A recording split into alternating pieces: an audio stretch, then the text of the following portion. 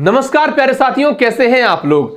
खबर मध्य प्रदेश में शिक्षक भर्ती से जुड़े सभी अभ्यर्थियों के लिए है कि जो अतिथि शिक्षक थे और उनको नियमित करने का मामला चल रहा था, उसको सिरे से खारिज कर दिया गया है। आप दैनिक भास्कर की आज की खबर देख सकते हैं। अतिथि शिक्षकों के नियमित होने का मामला सिरे से खारिज हुआ। शिक्षा विभाग ने कहा भर्ती परीक्षा के आधार पर मेरिट से ही चुने जाएंगे। असल में हुआ क्या था, इतना तो आप भलीभांति जानते हैं कि जो शिक्षक होते हैं, अगर उनकी कमी हो किसी स्कूल में तो विभाग अतिथि के रूप में कुछ शिक्षकों की नियुक्ति कर देता है, जो कि पढ़ाते हैं, उनको सैलरी भी मिलती है लेकिन कम मिलती है। जो लोग अतिथि शिक्षक के रूप में काम करते हैं, जब वैकेंसीज आती हैं तो उनको 25% का कोटा मिलता है। जैसे मान लीजिए अगर 1000 वैकेंसीज आई तो 25% उनको मिलेगा, मतलब 250 पद जो हैं वो अतिथि शिक्षकों के लिए चले जाएंगे या अतिथि शिक्षकों के लिए रिजर्व रहेंगे। फिर बात क्या हुई, बात यह हुई कि कुछ अतिथि शिक्षकों ने कहा कि देखिए हमने डीएड भी कर रखी है, हमने या तो डीएड कर रखी है या फिर बीएड कर रखी है। बोले और हम टीचर एलिजिबिलिटी टेस्ट में भी पास हैं, टेट में पास हैं। आपको पता है 150 में से 75 अंक जो ले आए, उल्टा लिख गया क्या ये, 150 में से 75 अंक जो ला दे वो क्वालिफाई हो जाता है, पास हो जाता है। मेरिट की बात नहीं है, पास होने की बात है। 150 में से 75 नंबर किसी के आ जाए तो पास है। तो बोले हमने डीएड या बीएड भी कर रखी है, हमने टेट परीक्षा भी पास कर रखी है, एमपी टेट।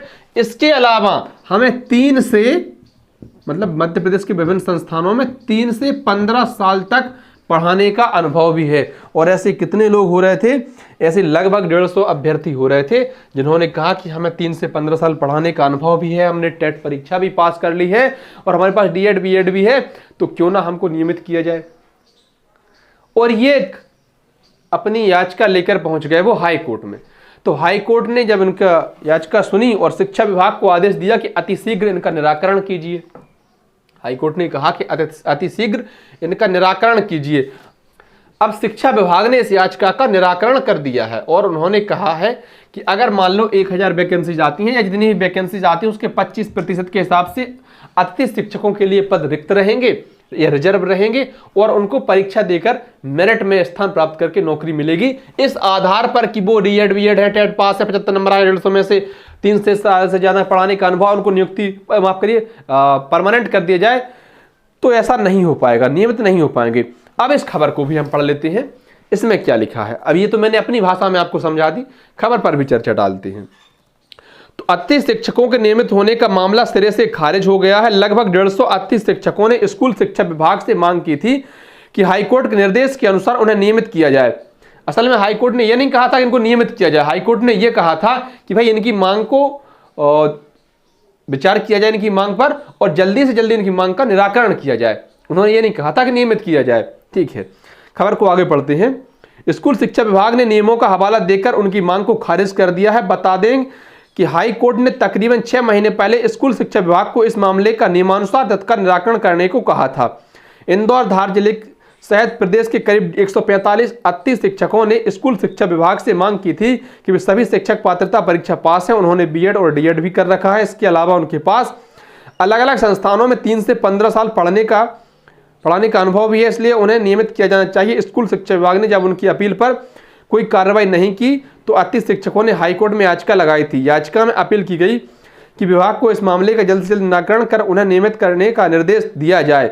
हाईकोर्ट ने इस याचिका का अक्टूबर 2023 में निराकरण करते हुए स्कूल शिक्षा विभाग को कहा था कि नियम एवं प्रावधानों के अनुसार मामले का निराकरण जितनी जल्दी संभव किया जाए। हाईकोर्ट के निर्देश के बाद स्कूल शिक्षा विभाग ने भर्ती नियमों में तय प्रावधानों के आधार पर अतिथि शिक्षकों की मांग को अमान्य कर दिया है। और उन्होंने यह भी कहा कि मांग खारिज करते हुए प्रकरण का कर दिया है निराकरण। लोक शिक्षण आयुक्त शिल्पा गुप्ता का कहना है कि अतिथि शिक्षकों को भर्ती परीक्षा में 25% आरक्षण के हिसाब से मेरिट के आधार पर ही चुना जा सकता है। उनके नियमित किए जाने की मांग को खारिज करते हुए प्रकरण का निराकरण कर दिया गया है। इसकी सूचना आवेदन लगाने वाले सभी अतिथि शिक्षकों को दे दी गई है। तो इस खबर के बाद एक बात क्लियर हो चुकी है कि इन्होंने जो आवेदन लगाया था कि भैया हमको इस योग्यता के आधार पर नियमित किया जाए, तो इसको स्कूल शिक्षा विभाग ने पूरी तरह से खारिज कर दिया है और उन्होंने कहा है कि जिस क्रम में भर्ती होती थी उसी हिसाब से भर्ती होगी। इनको कुल पदों का पद इनके लिए रिजर्व रहेंगे। परीक्षा देनी होगी, मेरिट में नाम आएगा तभी आपको नौकरी मिलेगी या तभी आपको नियमित किया जाएगा। धन्यवाद प्यारे साथियों। वीडियो आपको अच्छी लगी हो तो वीडियो को लाइक कर दें, अपने अन्य साथियों तक साझा कर दें। चैनल पर नए हैं तो हाथ जोड़कर निवेदन है चैनल को सब्सक्राइब भी कर दें, और भी इन भर्तियों से संबंधित जो तमाम जानकारियां आती हैं तत्काल आप तक पहुंचा दी जाएंगी। बहुत बहुत आभार।